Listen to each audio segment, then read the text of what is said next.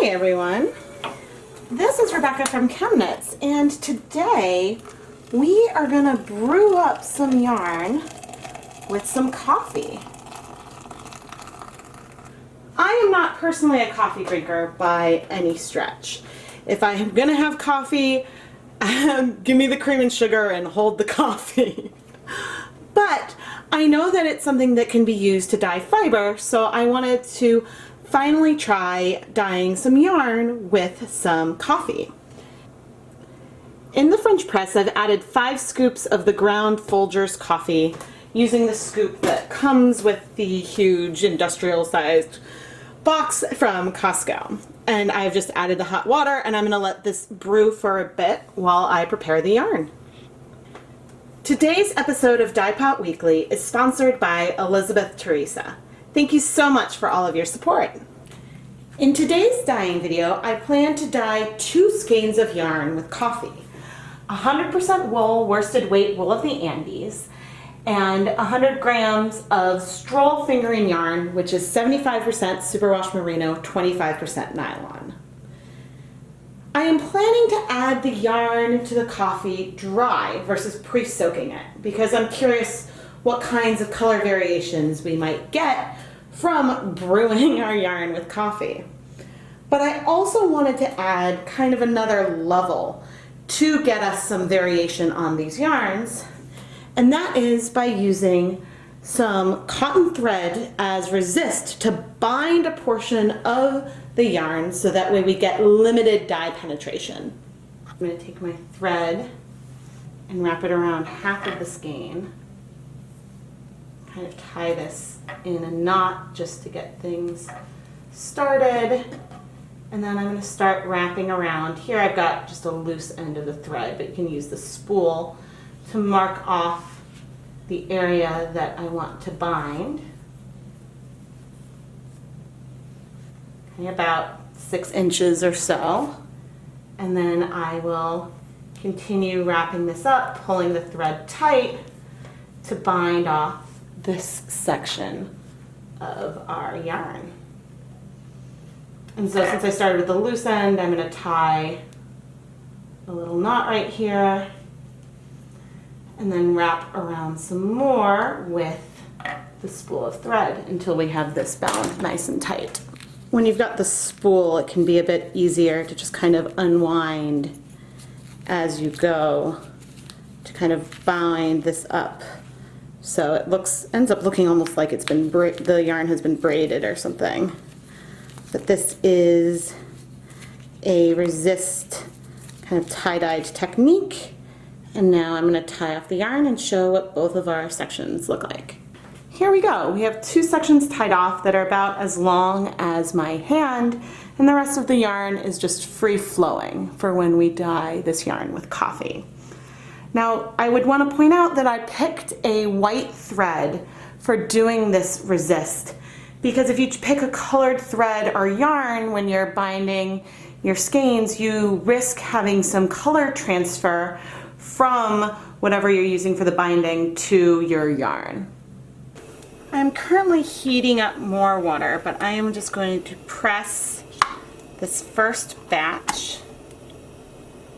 I'm not sure exactly how long I let it seep, but I was tying the resist as we were going. I'm going to go ahead and pour this coffee that is warm just straight into the pot.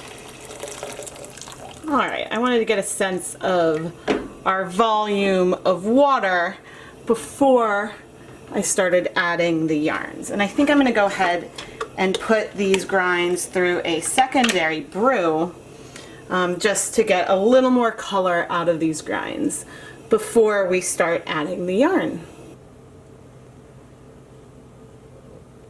Wow, that's a lot of color even after a second steep. So maybe it's not quite as bright. I don't know a ton about coffee, everyone. All right. We've got now a nice bath of warm coffee, and I am going to use, with the help of a slotted spoon, I'm going to start adding our yarns, our dry yarns. because you guys know me and know that I like to have some color variation, but I'm not sure quite. I might need more water. Yeah, I think I need more water. I've got some, maybe some more in my tea kettle. Hey, it's coming in handy, right? Trying to submerge these yarns in our coffee.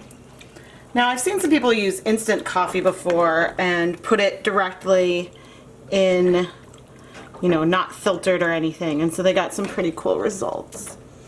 But right now I don't even have any heat on in the pot, but I do think I am going to add some more water, so hang on, folks. In an effort to squeak out a bit more from my coffee, I just added some cool water to my French press. And you can see that I did get some more color out of that. Alright. But I am going to turn on the pot now. But there's one other thing I want to point out. I have not added any vinegar at all to this pot. I believe that there is some natural acidity in the coffee itself, so that should help. But I think that you can see that the yarn is pretty well submerged so far, so I doubt adding it dry will cause that much variation. But, and also this is already somewhat warm, so I'm going to have the heat on pretty low, but let this go for about 20 minutes or so, and then see if I can notice really anything about the color exhausting. So right now, you know, I think we've got kind of more of a tea colored. It's not super black because we've diluted it, but we will check in a little while and see how this looks. 20 minutes have elapsed, and I can't say for certain, but it feels like the yarn might be a little darker than it was before. However, our coffee bath is still very, very dark. I don't know if I should expect to see any exhaustion of the coffee. I'm not really expecting that, but I will let this go another 20 minutes to see if we can really observe any color intensifying. We have been heating our yarn in the pot for a total of 40 minutes now, not including the fact that the coffee was warm when we first added the yarn. I can't really tell if it's any darker. The coffee itself doesn't necessarily look like it's much darker, but if all of this color that I see in the yarn kind of remains, it is potentially the case that we've got some good color. But again, I don't know how much will wash out. I haven't dyed yarn with coffee before. But what I'm going to do now is I've turned off the heat, and I'm going to let this cool completely in the pot to give the fibers a chance to absorb as much color as possible. And then once it's cool, I'll come back and we'll wash the yarn. The dye pot has cooled, and I have no idea if this is any paler than it was. So we're ready to go wash the fiber and see how much color the coffee added to our yarn. Alright, let's pull out. Here is our worsted weight yarn. And here is our sock yarn. Now, it's a little hard to tell right away how much color we've got in there, because you can see where I picked it up that the color already looks a bit lighter. But we'll start rinsing before we add any soap.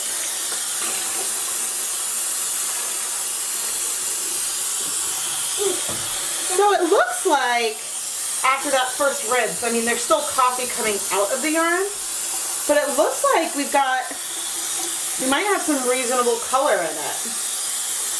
Well, we're still getting a lot of bleeding, so have a feeling this will take a fair amount of rinsing. Let's go ahead and start adding some soap. I'm using clear liquid dish soap. Kind of in here. Ooh, the water is very cold, so I'm actually going to add some warm water as well, just so that way it's not too cold for my hands.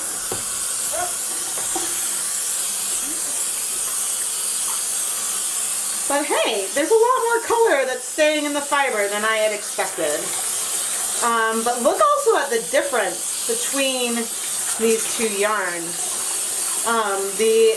Looks like there's a lot more color in the superwash one than the worsted weight one. But now after a couple rounds of rinsing, there's still a pale amount of color in. But before I continue with the rinses, I want to cut off the resists.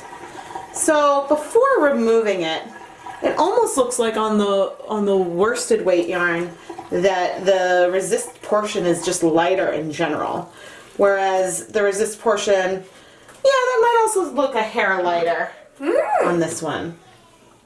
So I'm now going to carefully find and snip our threads.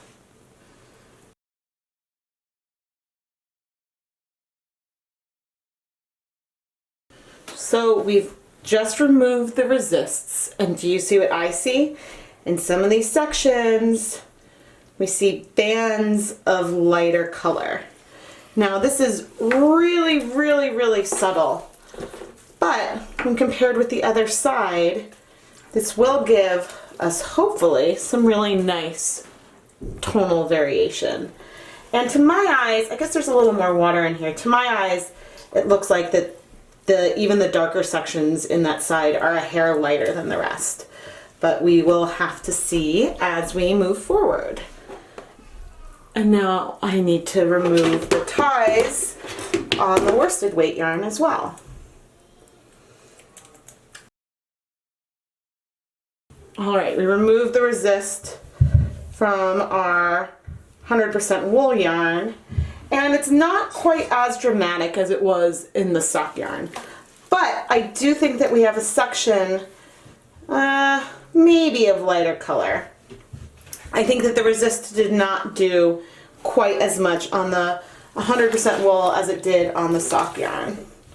So, anyway, I am going to rinse this a couple more times, add a tiny bit of soap to the rinse water, and then we will hang up our yarns to dry. And once they're dry, we'll take a closer look and see if we can still tell where the resist ones were.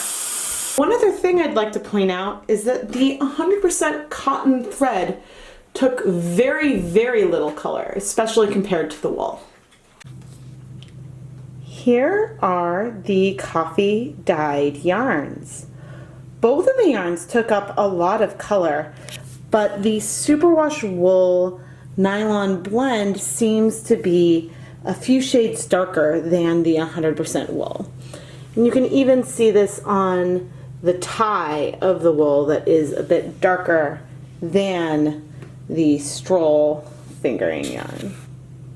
In the areas where we tied the resist, you can barely tell a difference. With the stroll fingering, it's most obvious because the yarn is still a little wavy from where we tied it off. But there are definitely paler sections on the interior of this section than there is in the rest of our camel colored yarn. On the wool of the Andes, we definitely have a lighter section, but it is really minimal when you compare it with the rest of the yarn. I think that this might show up a bit better, actually in both cases, if we were to reskein the yarn, so then you would see the lighter section distributed with the darker pieces. Now, given that we achieved some brown colors that did not break, it could be interesting to mix your coffee with some food coloring to shift this brown hue in a different direction. You might end up with some muted colors, I'm not really sure. Again, this was my first time ever dyeing yarn with coffee. So was it worth doing the resist tying? Probably not for this coffee dyeing experiment. I think it would be worthwhile to look at this if we were going to dye with food coloring or acid dyes, or something that we know strikes the yarn a lot faster. With the coffee, there was still color in the pot, and so the color change in absorption was happening a lot slower, which means that we got a lot more even coverage overall. I don't think some of the other clips did our yarns justice, so I wanted to include some bare yarns so you could see just how much color our coffee dyed yarns really absorbed from the brew. Elizabeth Teresa, thank you so much for sponsoring this episode of Dyepot Weekly. I hope that you will love your yarn. I am Rebecca from ChemKnits, and if you like this video, make sure you take the time to subscribe to the ChemKnits Tutorials YouTube channel. Thank you so much for watching.